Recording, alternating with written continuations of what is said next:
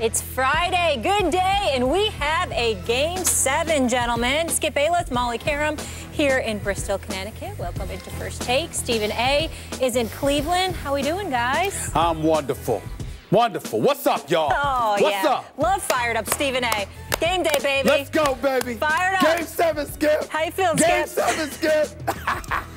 Let's talk about it, please. Whoa! Oh, yes. Game 7.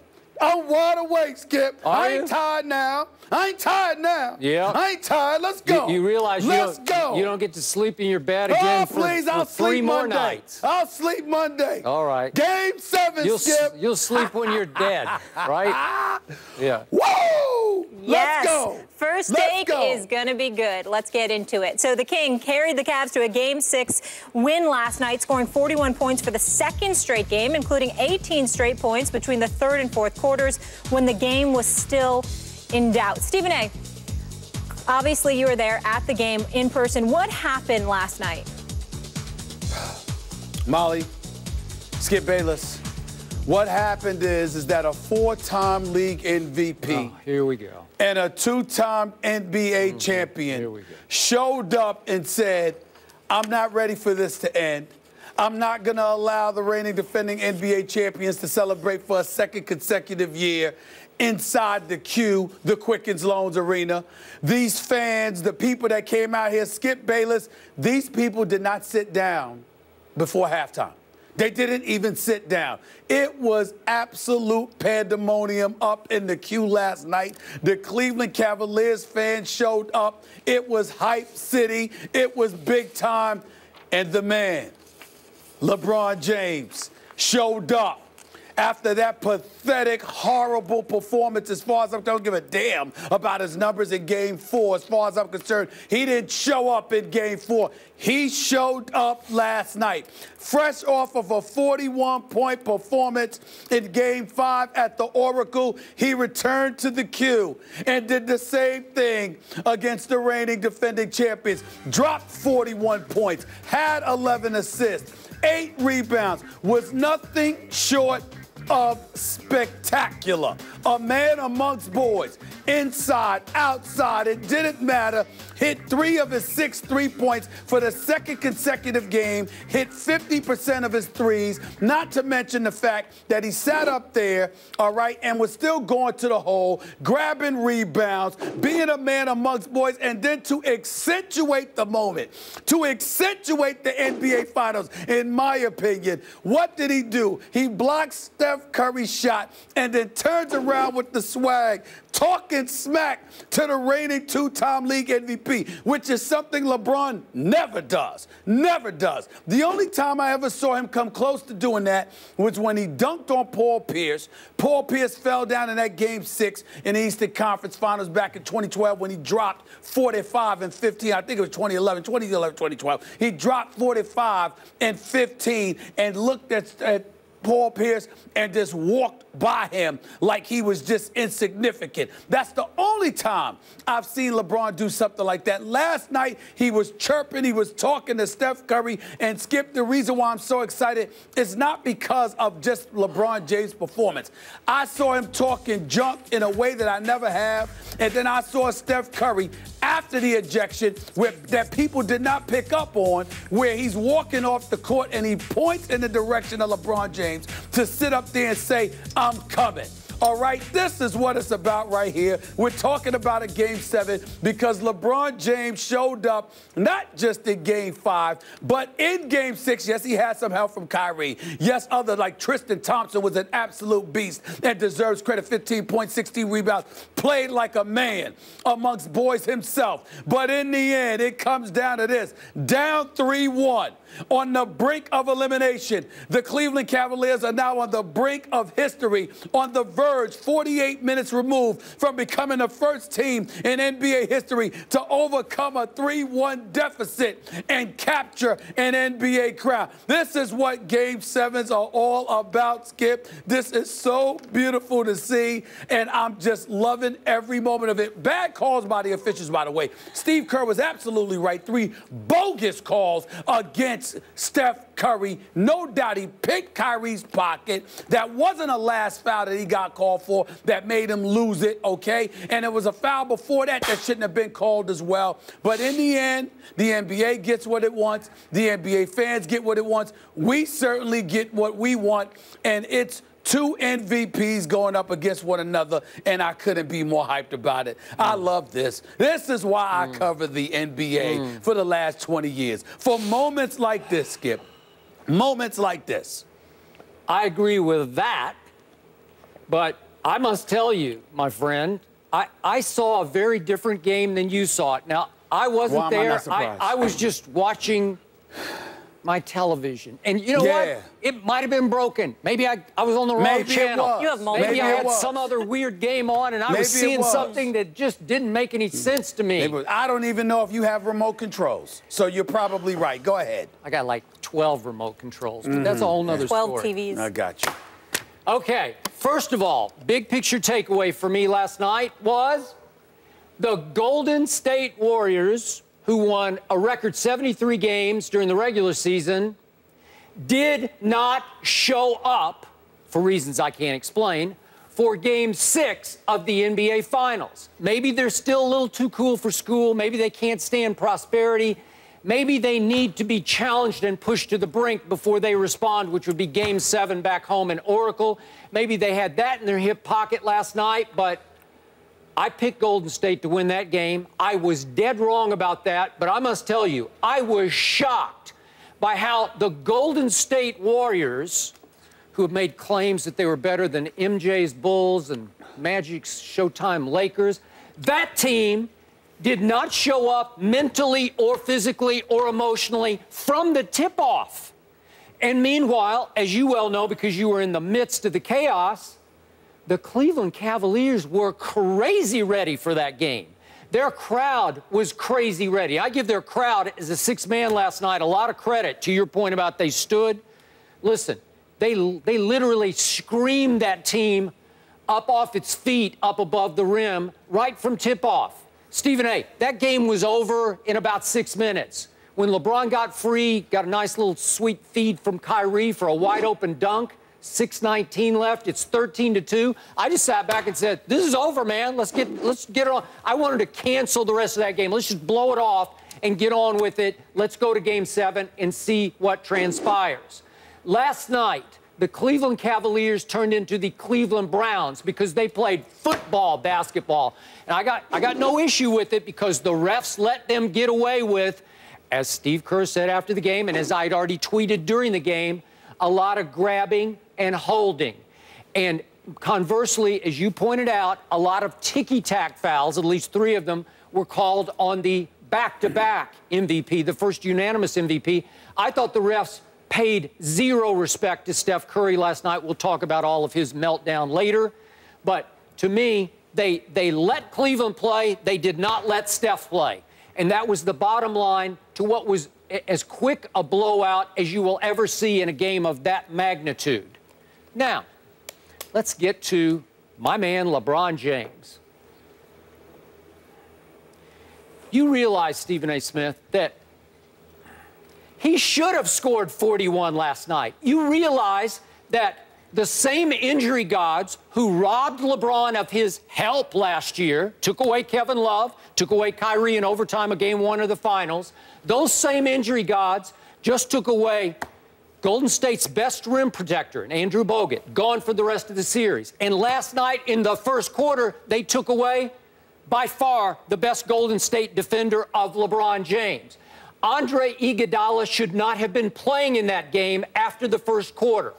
His back seized up. I don't know if he's hurt or if it just is a spasm, but clearly he could not move laterally and he could not jump after the first quarter. He gutsed it up. He stayed out. He told Steve Kerr, "Let me try." And he was a shell of himself. And I remind you, the Iguodala I saw in the first 5 games allowed LeBron James to drive the basketball only 6 times in 5 games. Think about that. And in the 3 losses, LeBron James managed only 7 shots against his primary defender, Andre Iguodala. He went 2 for 7 against Andre Iguodala in the 3 losses. So remember, we talked about it yesterday. I think Iguodala has done a sensational job on LeBron until Game 5 when LeBron started shooting long-distance jumpers and started making them. But last night, all of a sudden, LeBron woke up, and listen, this man can smell blood. He started playing bully ball. We've seen him do it before. He was a man among boys, and he knew it. There's no Bogut. There's next to no Iguodala, and he's just doing whatever he wanted, whenever he wanted it. No, I've told you this before. He's a great front runner. He will pour it on. And in the fourth quarter, he scored 17. And don't tell me it was a game. They got within 7 at one point, but I never thought, not 1 second did I think Golden State was going to come back and win that game. He was very good because he should have been very good against what was left of the Golden State Warriors last night. Well, allow me to interject. Number one, for you to sit up there, I'm going to call you out on national television and call you an absolute liar if you're going to sit there and say you didn't think it was a game when the Golden State Warriors pulled within 7. As well as they – hold on, wait a minute. Wait a minute. Listen to this. With Barbosa, yes. I did not. Sorry. As well as they can shoot and as explosive as they can be, and as much as you've talked about them all year long, even in moments when they're awful because of their marksmanship, which could come out of nowhere at any given moment, when they pulled within 7, you're trying to tell me that you sat up there and you didn't think they had a chance. I did not. I just told you that. I just told you that. That's an absolute lie. That's an absolute lie. You know better than that. You know better than that because you've been watching them all year, and you know that when they can get hot at any given moment. You know that. So Golden State, even when they're down 17, they can erase it in the blink of an eye because of their offensive prowess, which at any given moment can explode on you. That's number one. Number two, I don't want to hear this stuff about calls and you complaining about the no calls when LeBron don't get calls all the time. You don't give him a pass. Number three, when Iguodala had his back spasm, and by the way, he had to leave the game. He went to the back to the locker room. I didn't think he was coming back. That's right. I don't think he should have come back. None of us did. Okay. None of us did. Thank you. The locker room is right across from the ABC green room, which is where in the ESPN green room, which is where we all were at that particular juncture.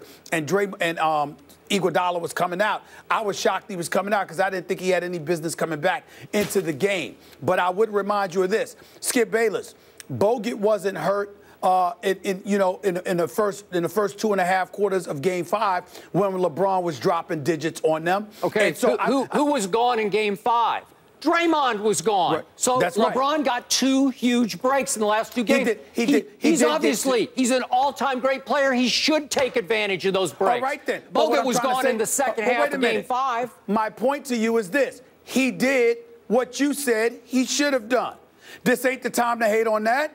I'm not hating. I'm just being objective about it. He should have done. So now here we are with Steph and with LeBron. The bottom line is this. Klay Thompson and Steph Curry were the 2 individuals, and it was the quietest 30 points I've ever seen Steph Curry put up. That's point number 1 in regards to the Warriors. Number 2, Draymond's in the lineup last night. Got nothing but love for Draymond. Where were you? 40 minutes, 3 of 7 shooting, 8 points, 10 rebounds, good enough, 6 assists. I expected better from Draymond, but I told you what my concern was. Stephen A., I can't even remember Draymond playing last night. Seriously. Yeah. I woke up at the end of the game. I'm like, what was he out there? If you remember, I told you yesterday right here on this show. You said my number one concern about Draymond is that no matter all his bluster, at the end of the day, he was going to be worried about not doing something that was going to get himself ejected. Remember, all it would have taken is a technical, and he wouldn't have been able to play for Game 7. That was his concern. No matter what he said, that was his concern. He couldn't go out there and play the way I expect him to play in Game 7. But, Skip, basketball-wise, it doesn't matter what the conditions are. You can't take away from what we've seen from LeBron James the last 2 games. I don't take away. Brink of elimination. Okay, but he did what he should do in these circumstances. They don't have anybody who can stop him. They didn't have anybody who could stop him prior to Game 5. I disagree with that. I can just show you the numbers. Iguodala was doing a good job. I'm not saying he was a LeBron stopper, but he was doing a job. especially in the three losses. He makes him work harder. Hey. He makes him work harder than almost anybody else would. I think anybody in basketball that I've seen. Skip, when watching last night, there got to a point. First of all, Tyronn Lue did an exceptional job of calling screens and picks along with LeBron that ultimately put Steph Curry on LeBron James on too many occasions, where LeBron was able to face up against Steph Curry and ultimately back him up. Same thing happened with Klay as well. Harrison Barnes, listen, I called the police department in Cleveland and Oakland, by the way. I asked them to put out an APB for Harrison Barnes because we can't find the man, okay? 2 for 14 in Game 5. 0 for 8 last night. Steve Kerr just finally had enough. Harrison Barnes, listen, the Golden State Warriors, you want to know why they're struggling? Because they're playing 4-on-5 basketball on the offensive end of the floor, because literally the Cleveland Cavaliers are sitting back, daring Harrison Barnes to shoot. His shot has just left him. Got nothing but love for Harrison Barnes. Got a lot of, he's got a lot of promise. But to be in a situation where he's literally looking for his money, I'm here to speculate, and the operative word is speculate. I'm speculating that Harrison Barnes has cost himself anywhere from $15 to $25 million based on his performance over the last 2 games. Virtual no-show, 2 for 20 shooting from the field. You're out on the court, you're smaller. Cleveland is imposing their will. They're being physical with you. They're throwing bodies at you. J.R. Smith, Iman Shumpert, even Kevin Love was out there banging, if nothing else, and just throw bodies at you with LeBron being, bigger than everybody else practically to begin with. And then on top of it all, you've got to play 4-on-5 basketball. I mean, Harrison Barnes right there is getting stripped, taking Kyrie Irving to the hole. Then he shoots a wide-open 3. There's nobody within 10 feet of him. He can't buy a basket right now. That's what's going on with Golden State. That is what they have to fix, because Cleveland is coming, man, and you cannot take away from LeBron. LeBron just got to a point where in the fourth quarter, Skip, he's turning away from the basket. He's walking away, and he's dribbling the ball with a little bit of swag. He's feeling himself right now. I agree. The jumper's flowing. Yeah. Everything's going his way. Golden State's going to have to figure something out. Well, they better get one guy reasonably healthy, and that's Andre Iguodala. It's over, man. They got no shot. He was toying with the Golden State Warriors in the fourth quarter. And I love to watch him when he gets in that killer mode, because he's front-running. And I don't mean that in a negative way. I mean in a positive way. He is pouring it on. He's stepping on your throat because he smells your blood. He's great at that. But he knows he's got a supreme advantage over you because you have nobody who can keep him from the rim. And as long as you're worried about the rim with LeBron James, which usually you aren't with Iguodala, you got big problems. So he dominated them in the fourth quarter in a way that good teams should never be dominated unless they've lost that much advantage. Look. Yeah, but good teams sometimes get dominated by a great, great player. You know, when you think about LeBron and the numbers that he's put up, you know, this is his 17th elimination game. He now improved to 9-8 after the last 2 games that he's played, which were elimination games. He averages better than 34 in those games. He gets the numbers. But last night wasn't about the numbers. It was about him imposing his will, because nobody else for Cleveland was spectacular outside of Tristan Thompson, who was just a fantastic game on the part of Tristan Thompson. There's no other way to put it. But in the end, Golden State's got to step up. And I'm not putting it just on Steph and Klay. You can't have a guy like Harrison Barnes on the floor being a liability. And your boy Festus Ezeli, I mean, this Vanderbilt dude, okay? I like Festus Ezeli, but my God, him and Maurice Bates, and Maurice Bates and I go back to his days in Philadelphia, Skip. We go back a long ways. They literally should be looking in the mirror and asking themselves, I must really be awful.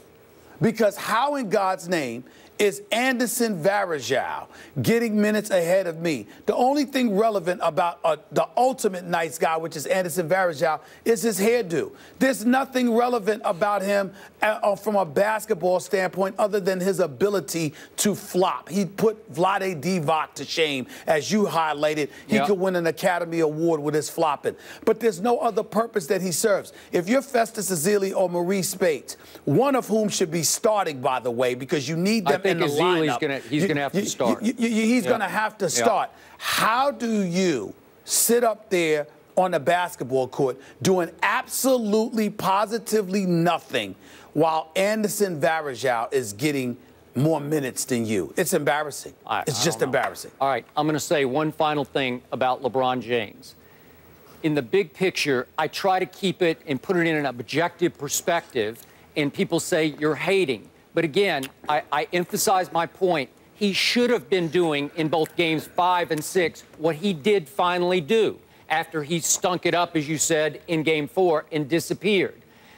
I get amused at what I think is the overreaction to LeBron having a great game, because everyone leaps back to adoration, glorification, even deification of LeBron James, when I'm saying, what did you expect when Golden State can't stop him?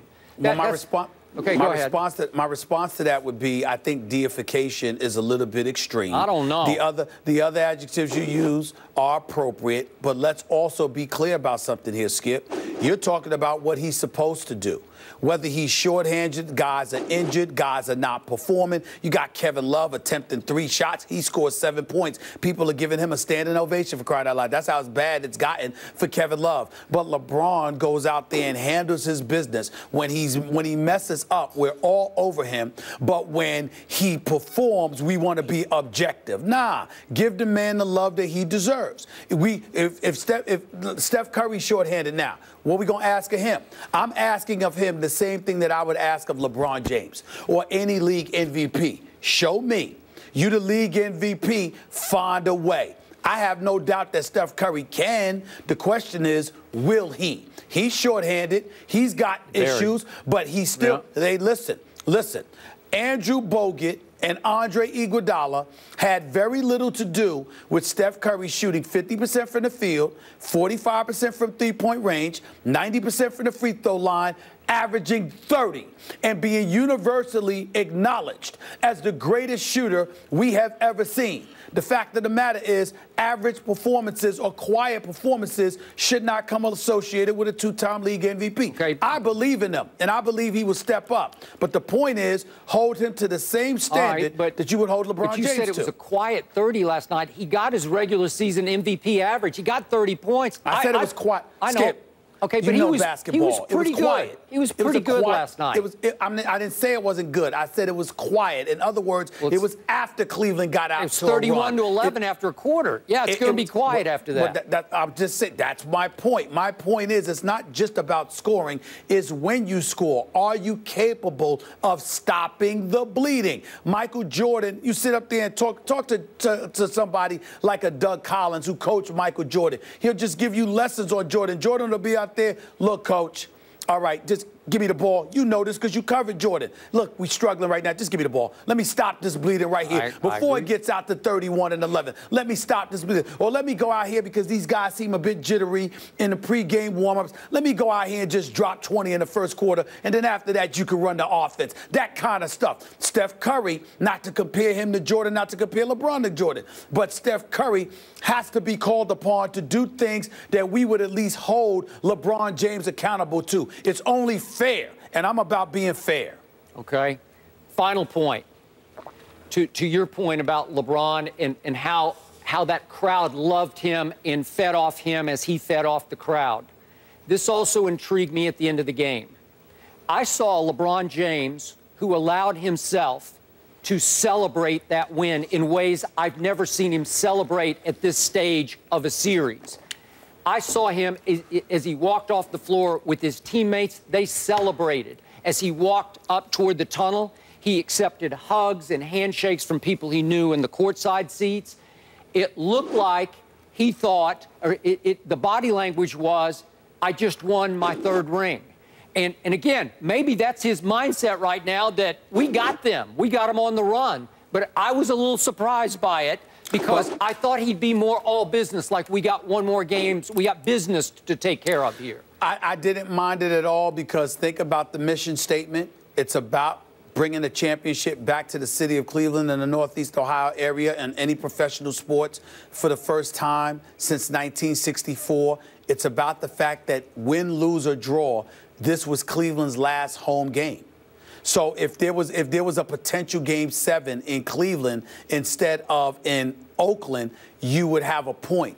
But considering the fact that no matter what happens, even if he wins, all the people that were there last night aren't going to be in Oakland. You know, I had no problem, and nor was I surprised by his celebratory mood and the way that he was, because that's the last time you're going to see these folks before the season ends, no matter what. But I'm pretty sure he doesn't want a moral victory in Game 6 as opposed to a real victory in 7.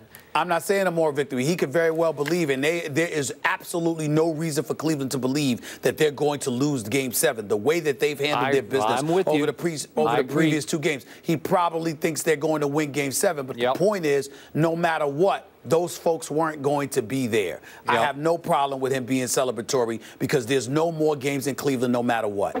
41 points, 11 assists, 8 rebounds, 4 steals, 3 blocks. Since blocks and steals became official stats in the early 70s, no player has reached those numbers in the regular season or a postseason game. Pretty impressive. The Warriors, though, still favored by 5.5 on Sunday. So LeBron and the Cavs get it done, but have Skip or Stephen A. changed their predictions of dubs in 7? Stay tuned to find out.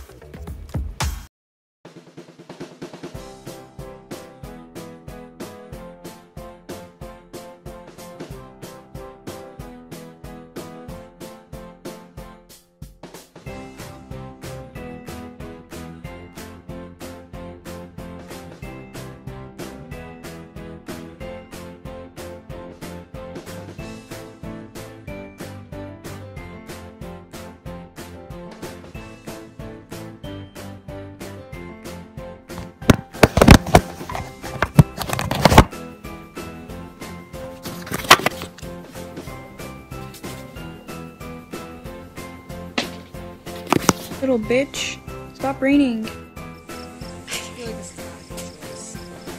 don't know what I'm supposed to do.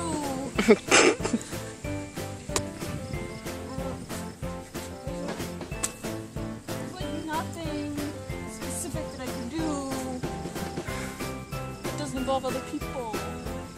That's my problem. No people. Need more people. Don't judge me. They're judging you. Don't judge me. They're judging you. Damn.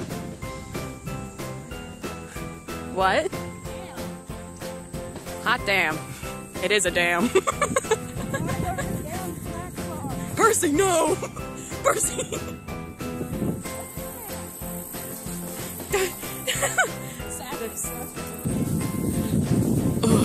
Oh!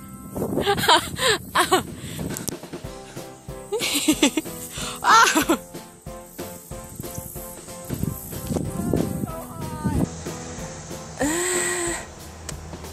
There's so many.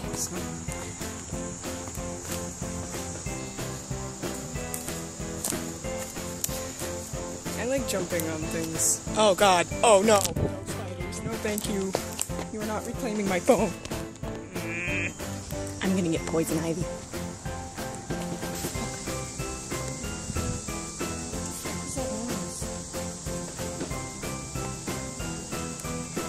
No. No thanks. There's people. Wait for me. Got me.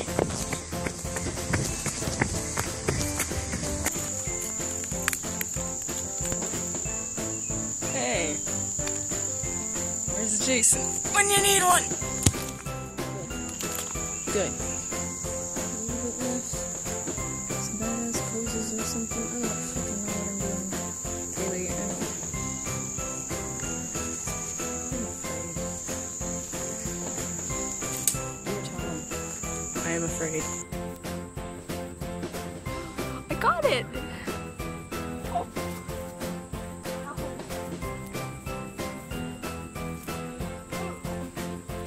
Trying this again.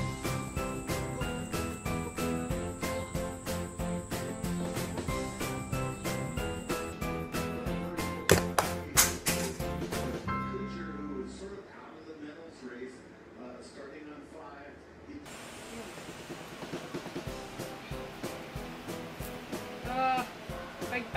immediately regret this. Okay. Oh my god! I'm gonna doing it now!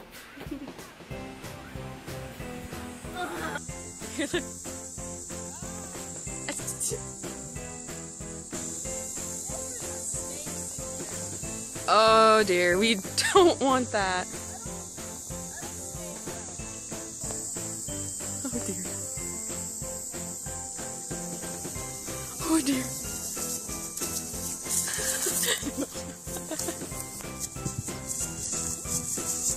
Fuck is in my eye.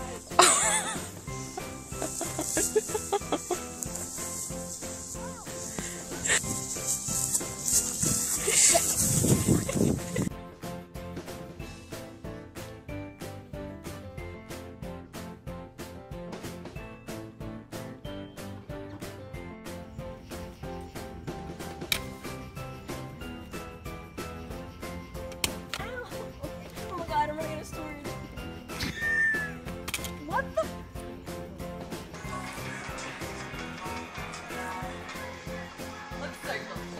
You guys are like all the way around here. Are you?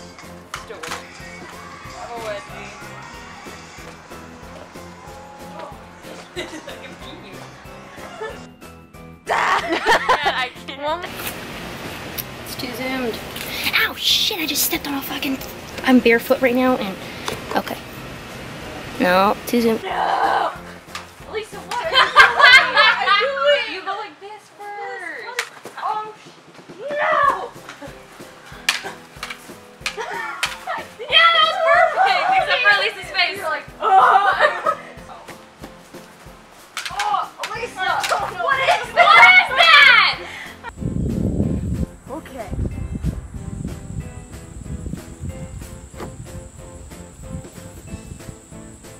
Oh god, why I'm so white. Holy shit. Okay. Stop that. Stop. God damn it.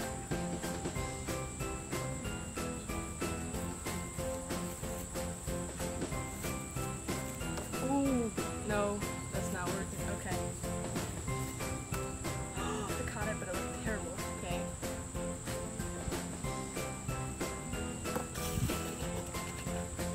Okay. Okay.